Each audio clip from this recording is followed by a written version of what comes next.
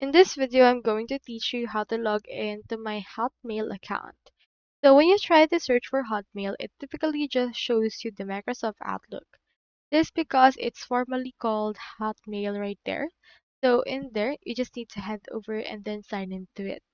Just click on this Outlook option right here, which is outlook.live.com, and you should be able to see right here your mail. So I've already signed up to my actual Hotmail, but if you haven't done that yet, you can head over and then do so by just inputting right there your credentials. Head over and click onto this sign in option that we can see. Then after that, this will direct us to the actual Outlook. Input right here your credentials like your email. I already have my account right here. So if you have your own email, just input that right here.